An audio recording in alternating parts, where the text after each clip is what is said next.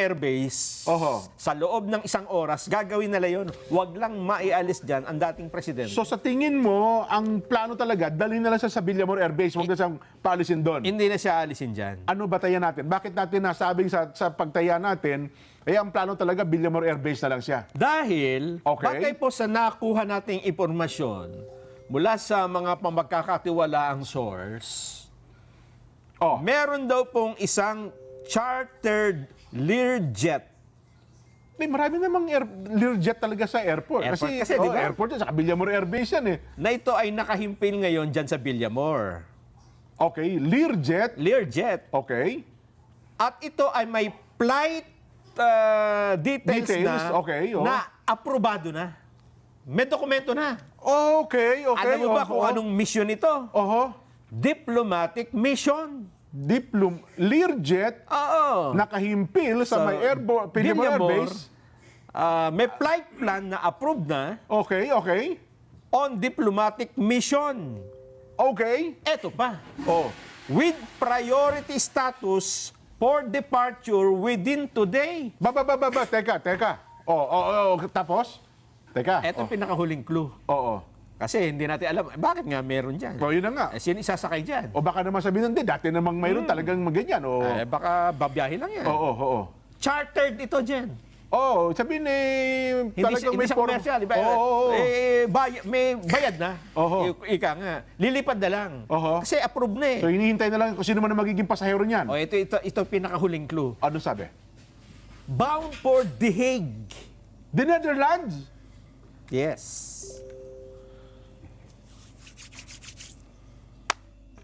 Baka dahil sa kayo ambassador ng Netherlands, pauwi na doon, mag-report siguro. Mare, kasi ano na. Wala naman din natin sinasabing Baka umuwi sa misis talagang niya. isasakay ang ano yan. Ha? Oo nga.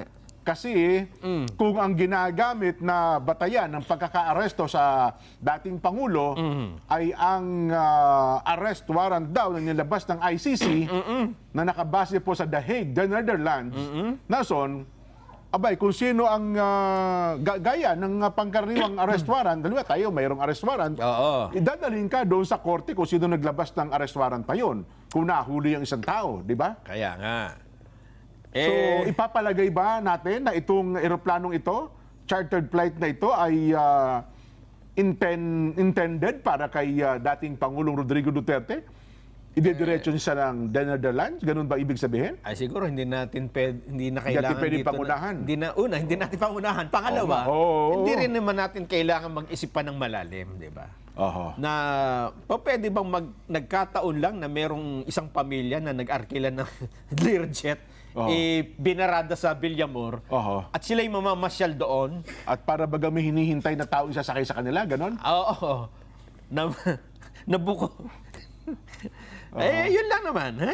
Oho. Ayun sinasabi natin. Kaya abangan natin kasi hindi mukhang simula pa lang ito ng sinasabi mo na kasi nagsimula tayo sa shooting di ba? Oo Parang nga. gumagawa tayong pelikula.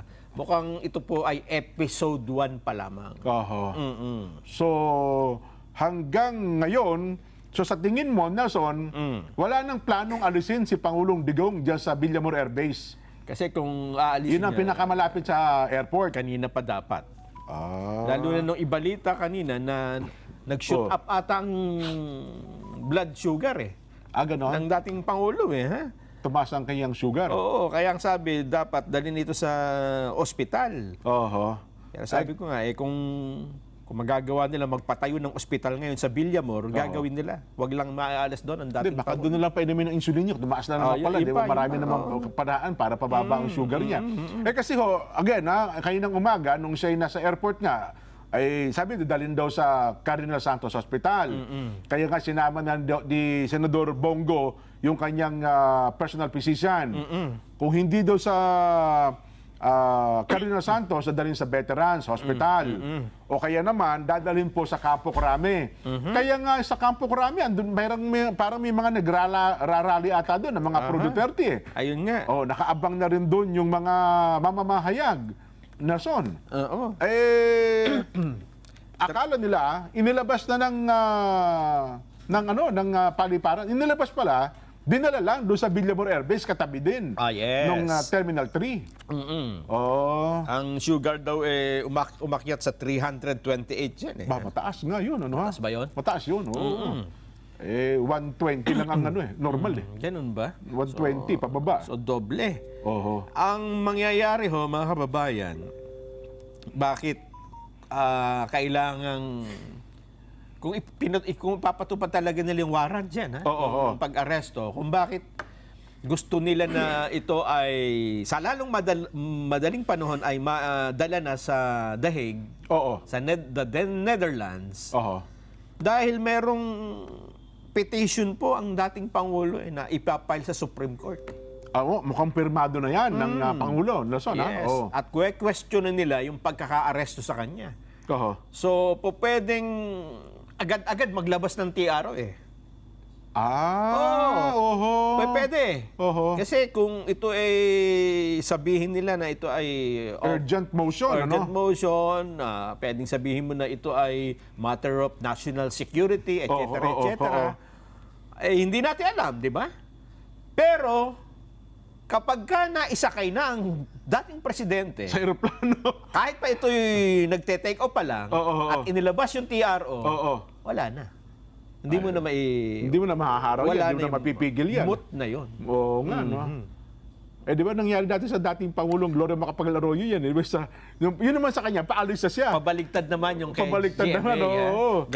Nandun ako dyan eh. Ha? Ganon. Nandun ako sa... Laila de Lima naman yan, Oo. tsaka ano, oo. Nandun ako sa Department of Justice. Nung time na yon. Oo, mag-alas 5 na yun eh. Oo. Nabalitaan nila na paalis si GMA. Oo, tama. Eh, walang whole departure order. Ibig sabihin makakalabas. Anytime. Makakalabas. So, inurasan ko yan. Pumatak na ng alas 5 eh. Oo. Lumagpas na ng alas 5 dyan eh. Office hour, wala na. Oo. Dali-dali, ginawa yung ano. Pinadala sa airport eh. Oo. Pinigil muna doon. Pinigil muna, dinilay ng konti habang wala pa yung papel. Wala ka bang ginagawa? Oo. Oh, yun yung nangyari. Oo. Kaya dito ay parang nakikita ko yung mga ganong strategy na kasi gamit na yun. Oo. At ngayon, ito naman, wag nang mapigil, maisakay na lang kaagad sa... ganun ba? Oo. Kasi, di ba, 4:46 na. Oo. Eh, hanggang alas 5 lang ang Supreme Court, di ba? Ang opisina, oo. Eh, kung hindi pa yan na... At malay natin, pagka tinatakan do, paano pa naman ito madidinig, di ba? Oo. Paano pa siya magagawa ng aksyon ng Supreme Court? Oo. Wala na ring oras. Nako. Parang yung impeachment na ipinail nila sa Senado, di ba? Oo Hinabol din nila ng bago Laging nasa balag ng alanganin yung oras, no? Lagi may question sa time element, yung time element. Kaya mahalagang bawat minuto no? Oo. Ito ho itong mga oras na ito, tingnan nyo yung relo ninyo, ha? Oo. 4:46 p.m. dito sa Pilipinas. Habang pumapatak yan at papalapit na tayo ng papalapit sa pagkagat ng dilim, baka marami pang mangyari kaugnay ng pagkaka-aresto kay dating Pangulo. Kasi again, ito naman ay pangkaraniwan, ano? Hindi lang sa Pangulong Duterte, kapag isang tao, halimbawa nandyan, maraming supporter, sabi mo na nasa Villamor, baka umipon pa ng maraming tao yan. Kaya hindi na inalis. Oo. At saka siyempre, andun na yung airport eh. Yun na nga. So kung kailangan siyang alisin, dalhin kung Pinakamabilis na kaparaanan. nandyan na. Oo. Hindi mo na ibabiyahe pabalik ng airport. Oo. Eh, batay ho sa balita, 4:47, ang flight daw nung Learjet. Ganun. Kasi di ba Flight detail. may Oo. approve na eh. Oo. Eh, lumilitaw, alas 5 daw ho ng hapon. Ang lipad ng Learjet. Ang lipad. Hindi, bagay. Learjet naman yan. Ano yan eh. Walang, kung baga habang wala pa yung pasahero, pwedeng i-delay yung konti. Sa bagay, Di ba? At saka Tsaka chartered flight yan eh. Wala naman Chartered siyang flight yan eh. hinahabol na schedule, di ba? Oo. Tingnan natin. Pero yung ba nila, ETA lang yung estimated time of arrival, kaya estimated time of departure. Oo. Di ba? Mga ganyan lang naman yan. Pero kung halimbawa, pwede madali-dali ng konti yan. Nako po. Pero again, wala namang sinasabing yung sa flight detail kung sino isasakay. Wala nakalagay. Wala nakalagay na gano'n. Oo. Oo. Pero siyempre, meron lumalabas ng mga ganong report na baka pag sinabi natin 1 plus 1 plus 1 plus 1, Ayun. yun ang magiging resulta. Oo. Pero anyway, mamaya, again, Baka natin, ilang minuto na lang naman eh. Di ba? ito lang po yung nilalatag natin sa palatuntunan. Ito po yung mga facts ito. Kung ano nangyayari. Opo, kung ano nangyayari. Oo. Ayaw ho sa palatuntunan sa ganang mamamayan ngayon, ay hindi muna kami magbibigay ng anumang opinion namin, etc. etc. Ipe-present po namin kung ano yung kasalukuyang sitwasyon Oo. ng particular na po ng dating Pangulong Rodrigo Duterte. At habang pinapainit Yan. po ang makina ng Learjet, mga kababayan, tingnan nyo, ang balita natin dito, Jen, Oo. ongoing, ha? Yes. Habang sabi ng piloto, painitin mo na yung makina, ha? Ganun. Alas 5 eh. Lipad na tayo. Pinaandar na ba?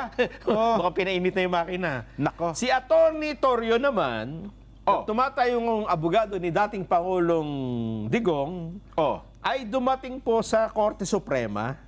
Ganun. Dala-dala ang petition for certiorari. Okay. Oo.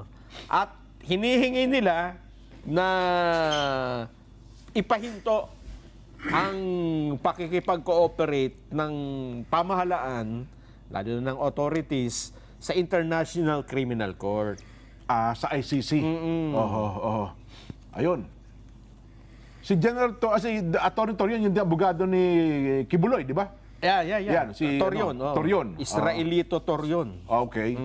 Si Atty. Sal Panelo, ang alam ko kayo na nandun, papunta dapat siya ng Villamor, pero hindi rin siya pinapasok eh. Sino? Si Atty. Sal Panelo. Oo, walang pinapasok. Walang pinapasok Walang pinapasok na kahit na sino. Oho. Kahit nga si Senador Bongo, di ba? Maliban na lang yung kanyang mga kasama kasi nakita ko doon sa paligid si dati Secretary Bingbong Mijaldaya. Kasi nandun. kasama niya yun eh. Yes, kasama yung mga niya. kasama niya sa Hong Kong Oho. ay... Yung kanyang entourage, ano? Oo, pati si Hanilet. Hanilet, tapos si Delgra, nakita ko rin doon sa paligid, ano ha? Hanilet, tapos si Kitty. Yes. Mayroon ba siyang kasamang mga PSG? Parang may mga PSG, ano? Hindi daw pinapasok. Ay, mga PSG, wala na ba? Yung nasa, pakita nga ulit natin direct, yung nasa loob na ng kwarto, Mga ano yung na siya yan, nakaupo na. Mga PNP na, CIDD, at saka yung... Si IDG, tsaka yung kanyang close-in. Kumbaga, yun nga, si Mijaldea. Oo. Pwede natin ipakita ulit para lang... Yung video. Yung video. Doon sa For detention Yan. and the basis for detention. So, what is the law and what is the crime that I committed? Show to me now the legal basis for my being here. As apparently I was brought here not of my own volition. It's somebody else's. Kung hindi ibang tao, ikaw siguro, because this is your structure. So you have to answer now for the deprivation of liberty. Attorney General naman ngayon. Alam mo ba na hindi man lang siya na-serve kung anong kaso kung pinacharge sa kanya ngayon? Hindi niya alam. No? Kahit na PI man lang. Alam mo, Bakit kung ang charge sa kanya, nasa dyaryo na. And then, hindi pa kayo na, ganito ginagawa natin. Sumusunod tayo sa isang entity na hindi na tayo membro. Nag-withdraw na tayo. And yet, sir, you are the Prosecutor General. Yes.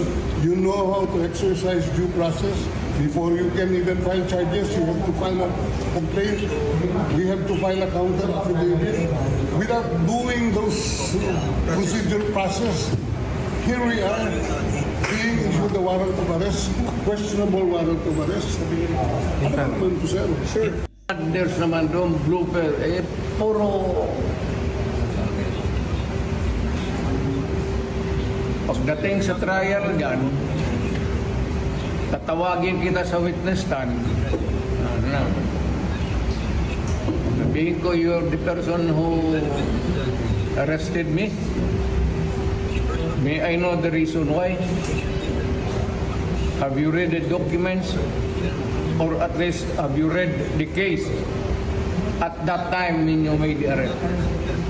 So that you would be guided to what you should know. Yan lang yan. Kaibigan tayo, galing ako gobyerno. Ayun. So, sinong kausap ng Pangulong Digong doon? Yung mga mga- arresting officer? Oho. Sina Torre, meron pang iba eh. Pero sabi niya, dinala mo ako dito, hindi mo ko gusto. Hihinala ako na ikaw ang may kagagawa nito kasi this is your structure. Structure yun ng Villamor Air Base. Ibig sabihin mga opisyalis ng Air Force na nandun? Nandun eh, siyempre, sumalubong din sa kanya. Okay. Kaya tinatanong din niya. Oho. Ang tanong ng iba, nasaan si BP Inday Yun na nga. sa mga pagkakataong ito? Nasaan daw si BP Inday? Nasaan si Senador Bongo? Senador Bato? Kasi kung ang pag-uusapan natin na ICC Nelson, parang mga co-accused sila dun eh. Di ba? Oo, pero hindi kasi sila kasama dun sa warrant eh. Ganon. Oo. Nakapangalan kay mula Digong eh. kaninang umaga, galing sa Hong Kong, ang sinabi lang nila, mas maagang umuwi si BP Inday galing Hong Kong. Ang pangalawang pangulo po, Vice President Sara Duterte, Okay. ay lumapag sa NAIA.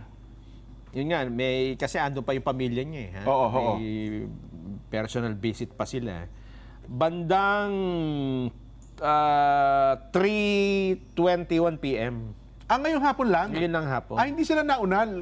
Iba sila? Oo, kalalapag lang din. Ayun. Kaya hindi siya makita kanina, di ba? Oho. Siguro ngayon, hinahanap niya yung tatay niya Oho. para makita.